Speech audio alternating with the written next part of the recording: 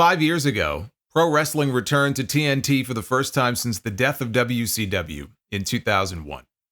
And those early days of Dynamite were really something special. The show just had a different vibe, had a different energy to it.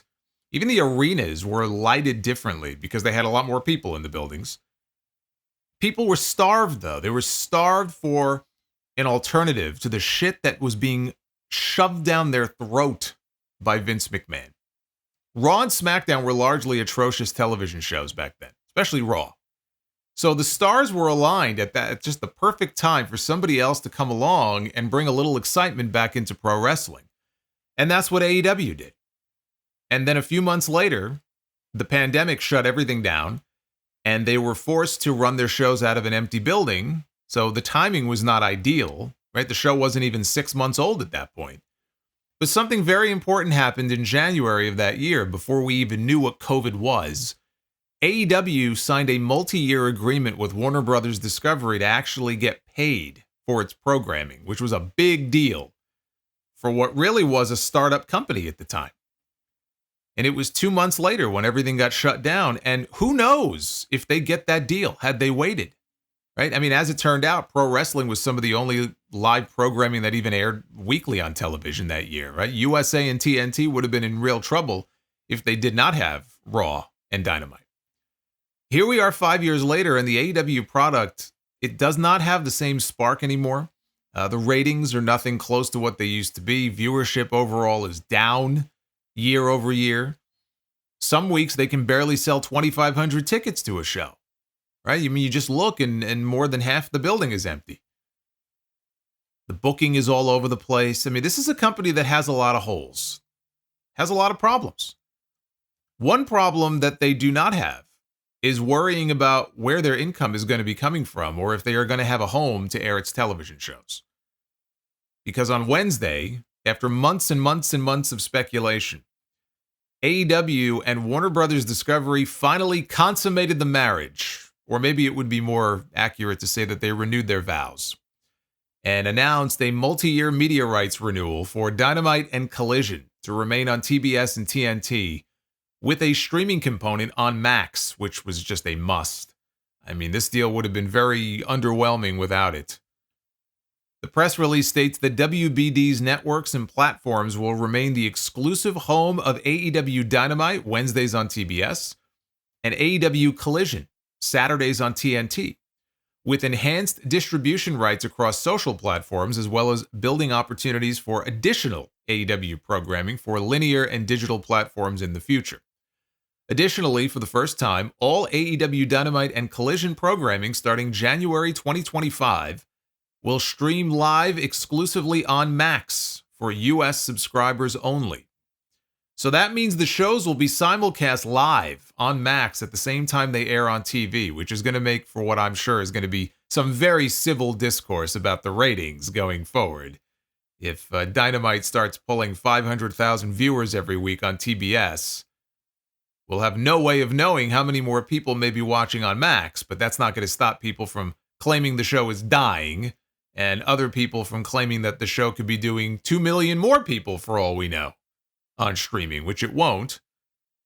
But it's nothing but good for AEW that they're going to have the show airing in 2 different places. You know, in theory, it will get more eyeballs on Dynamite and Collision.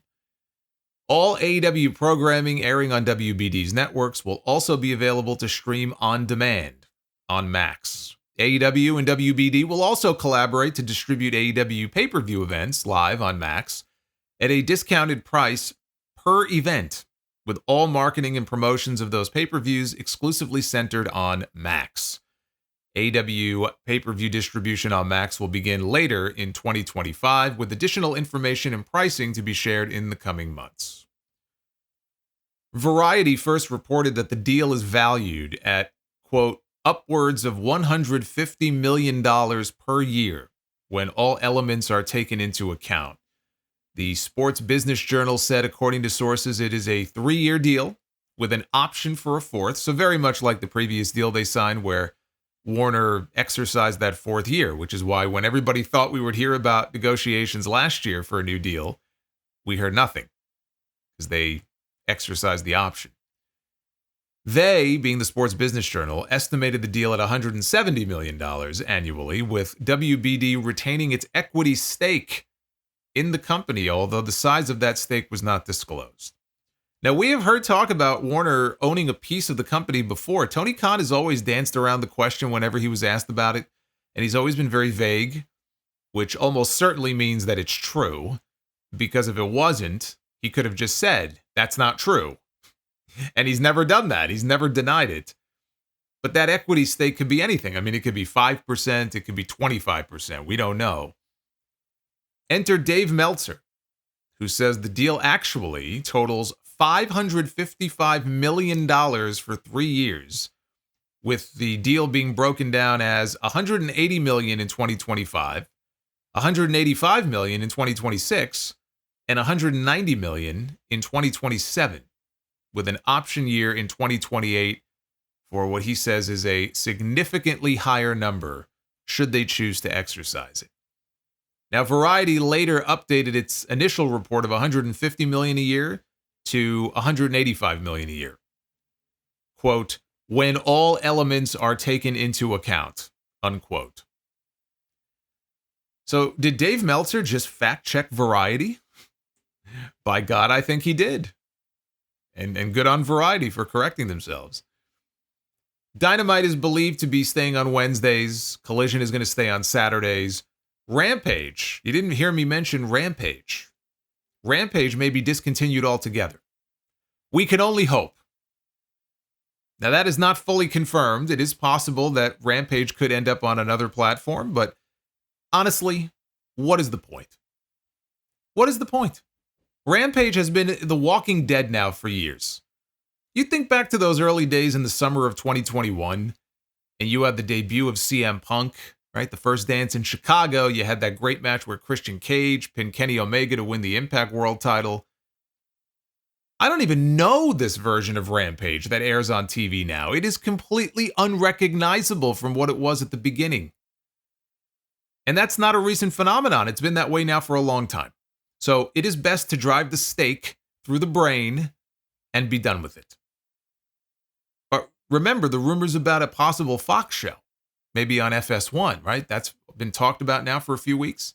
Swerve Strickland did an interview recently. He flat out said they were getting a deal with Fox. He spilled the beans. That would be the Shockwave show that we've heard about. SEScoops.com is reporting that the WBD deal is exclusive for cable TV only. And cable TV and streaming. But as far as television, it's exclusive for cable. Which, if that's true, the only other possible place for AEW to air would be a broadcast network like Fox. Now, Fox does own Tubi, so could there be a streaming thing on Tubi? The answer is no. If they have exclusivity in streaming on Max, then they would not be able to stream on Tubi. So, all that to say, the only possible destination, if this is true, for another AEW show would be Fox, or another broadcast network like the CW, which has NXT now, and there's no chance they end up on the CW. But that would mean if they make that deal with Fox, think about that. That would be something, wouldn't it? For Fox to give SmackDown the boot and replace it with an AEW show? Meltzer claims any Fox show would likely air on Tuesdays or Thursdays. I'm very curious to find out what kind of deal they make with Fox and for what kind of money, because the Murdochs were very clear. They felt they were not getting the return on investment that they had expected with SmackDown, mainly from the ad side, because the numbers, if you look at the ratings, like numbers-wise on most weeks, they did great numbers on Fox. And they were usually number one for the night, but it's all about ad sales. That's why they dumped them. But they also paid $1 billion for SmackDown. They're not going to spend $1 billion on AEW. So for them, if they're paying, let's say, relatively little, then they really have nothing to lose. And from Tony Khan's perspective, you get more eyeballs on the product and you get more money for the extra content. So unless the show was a time buy for Tony where he paid to get on Fox, any additional money he can get out of them is a good thing for him. Now, I do think adding another show, and I'm speaking as a viewer now, I think adding another show, and I am but one viewer, it would be overkill. Now, it may not be overkill if you only watch AEW. So if you're part of the AEW army, you bleed AEW, you'd be willing to take a bullet for Tony Khan, then it may not be overkill for you. But if you watch a lot of wrestling, if you watch WWE and AEW, you're watching 3 hours, right? Actually 2 hours starting tomorrow night of Raw, 2 hours of SmackDown, soon to be 3, possibly, starting in January, 2 hours of NXT, 2 hours of Dynamite, 2 hours of Collision, and then you throw in at least 1 hour of Shockwave. Like, it's too much. It's too much. There is such a thing as too much of a good thing. That's just way too much television to ask people to commit to on a weekly basis. I mean, they can pick and choose, but again, you got storylines that are blending in from one show to the other. It's a lot. It's a big commitment to ask of people. And you do risk burning out your audience. Evidently, Tony feels that that is a risk worth taking if they can get enough money out of it. And he doesn't give a shit if people watch WWE, right? As long as people watch AEW. And if that's all you consume, then for you, if they end up getting rid of Rampage, then you're really just looking at Dynamite, Collision, and Shockwave, which is not so bad.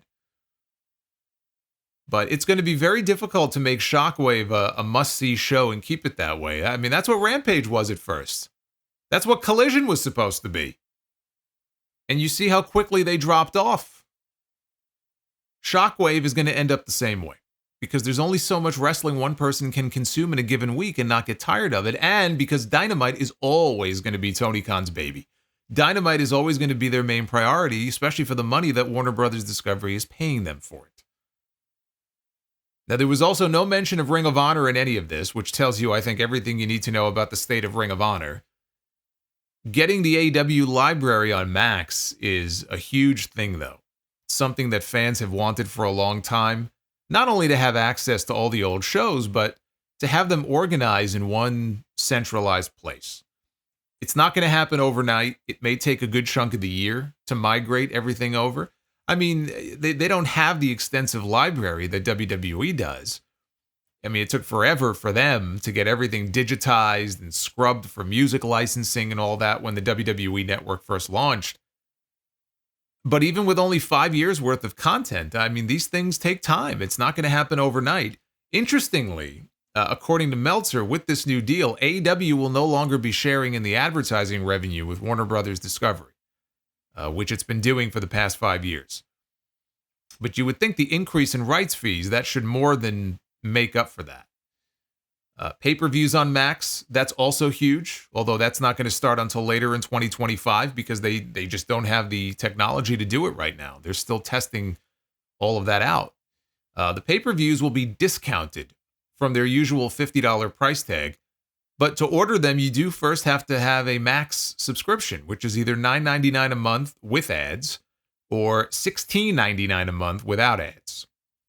So it's not quite like UFC where you have to pay for ESPN Plus, I think it is, and then there's an additional 60 or 70 or 80 bucks, whatever ridiculous price UFC charges these days on top of that subscription fee.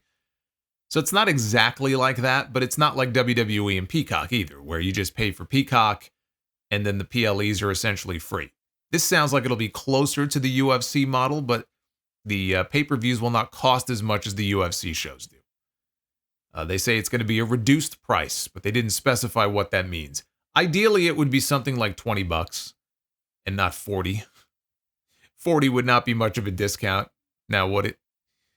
But since Warner is going to be getting a cut of the pay-per-view buys on Max, I'm not sure they're going to be discounted by all that much. Triller TV carries the AEW pay-per-views now. I know they started offering a bundle where you can pay one price for a select number of shows. I think it's 3. If Triller continues to carry the events even after they debut on Max and they offer bundles and Max doesn't, why would anyone watch the shows on Max? I don't know. Depends how big that discount is. But for now, nothing is changing because, again, Max does not have the infrastructure in place to support live pay-per-views yet. But I take a step back and I look at the big picture here now that we finally have this deal announced. And the deal on the whole looks to be a big win for Tony Khan. The most important thing for him was getting a big rights increase in a multi-year commitment because it guarantees that they're going to have a home for at least the next 3 years. and they're going to have enough money coming in that they should become profitable by next year. That was his number one priority, and he got that. And it means that they can continue to be competitive with WWE when it comes to signing free agents, right? Even if you believe that they signed too many free agents and they should scale back and they should focus more on developing compelling stories for the talent that they do have, which is something I happen to agree with, even still, you want to have the ability to sign a big name if they become available, if you think they can help bring eyeballs to your product. Just because Tony Khan comes from a billionaire family doesn't mean that there aren't limits to how much money he is willing to spend. And without a deal like this, there will come a point where they just would not be able to do it. There's always going to be that day of reckoning that comes. And they would have to start making significant cuts, which means a lot of people end up losing their jobs. So they got that. And the money that they're going to make just in the first year of this new deal alone is more than the total of their last deal. You know, when I did my prediction show last year, I said I thought that they would re-sign with Warner for 3 years at double their current deal. They signed for 3 years at a little more than that, so I wasn't far off. And I said it then, you know, if they can do that, then that would be a win for them. And this is a win for them. Would it have been better if the deal was longer? Sure. 3 years is not really that long of a time. You know, these WWE deals you look at, usually they're for 5 years. 5 years would have been nicer. It would have made them more secure. They do have the option for that 4th year, but you know what? Who knows what shape the company is going to be in come 2027. If they continue to lose viewers, it is entirely possible that Warner Brothers Discovery says, thanks, but no thanks. I think we're good. And Warner Brothers Discovery has their own issues. I mean, they're still $40 billion in debt. They've let go of a lot of employees over the past year and a half. I mean, they're not exactly in the best shape either. So, I mean, we could sit here and say, oh boy, you know, I wonder what condition AEW is going to be in 3 years from now. We should be asking the same question about Warner Brothers Discovery. But Tony Khan has 3 years to make sure that the worst doesn't happen and the bottom doesn't fall out. This deal does not magically make all of their problems go away, though. They are losing viewers. They just had their 5-year anniversary episode of Dynamite this week. Tony loaded it up with 2 huge matches that could have been saved for a bigger show. He just threw them out there on TV. Will Ospreay against Ricochet and Bryan Danielson against Kazuchika Okada, part 3. The numbers actually went down this week to 680,000 viewers. Now, what impact did the overrun have? I don't know, because they had a long overrun. They went over by like half an hour. So it's possible the number would have been higher than 680. But either way, I mean, you would have expected the numbers to be a lot higher than that. That's the lowest audience total for the show in a month. In the key demo, they dropped 13% from the week before, the 5th lowest number all year. You compare that to what they did this same week a year ago. Their overall viewership was down 15%. The demo was down 29%. That's almost 30% down for a show built around 2 huge matches. And for what? I say built around, but that's not really true because the Danielson match only came about 2 days before on social media. The Ospreay-Ricochet match, I mean, the entire reason that Ricochet was even brought into the company was to wrestle Will Ospreay. And now it's already been done, a month into his run. Great matches have never been the problem with AEW. AEW farts great matches out of its ass every single week. So why aren't they doing better than they are? That's the question that people should be asking. Not, oh, why are some of these podcasters being so mean to Tony Khan? And why do they hate AEW? You know, it's a very low IQ way of hitting back at valid criticism. That criticism and those problems, they don't go away now that the TV deal has been announced. But this is still great news for AEW, and anybody saying differently is being disingenuous. Outside of WWE, no pro wrestling company has ever gotten a rights deal of this size, and they did it in 5 years. And that's a very impressive achievement. And to tack on to all of this, the Dipshit of the Week award goes to Eric Bischoff. Eric Bischoff has a bunch of different shows, right? He's got 83 Weeks. He's got a show called Wise Choices. he didn't make a very wise choice doubling down on this. Bischoff is consumed by his hatred for Dave Meltzer. Meltzer just lives rent-free in this man's head. I mean, he never shuts up about him. Even when he has valid criticism and Meltzer is caught in either a lie or something that's not accurate, and he points it out, like, that's fine, but he never shuts up about this guy. Evidently, there was a random Twitter account with 22 followers that hadn't tweeted anything in about 3 years. And they posted a tweet claiming that Brandon Thurston of WrestleNomics had reported, which he did not, that Dave Meltzer owns a 3% stake in AEW. And Thurston has since come out and said that it's bullshit and it's completely absurd. So this random account made up a fake quote from Brandon that Bischoff then amplified on his social media and reacted to it as if it were true. And Thurston quickly shot it down. He said he never said anything of that sort. And that would be embarrassing enough for Eazy-E that he either got duped from a Twitter troll or he knew that he was spreading misinformation but did it anyway just to shit on Meltzer, which, I mean, let's be honest. I mean, Dave has had a rough year. And of all the things that you could shit on Meltzer for, I don't think you have to make stuff up. And then when Eric got called out on it, instead of apologizing or moving on, he doubled down. Now he's saying that, oh, well, Thurston is just covering his ass because if he came into proprietary information or confidential information that he wasn't supposed to know about and he wasn't supposed to divulge publicly, then he could be sued or he could even be looking at criminal penalties. So he has decided to go the conspiracy route. This AEW deal is making some heads explode this week. Bischoff is apparently one of them. Sharing out a fake tweet like that is a surefire sign that there isn't much in his head to begin with.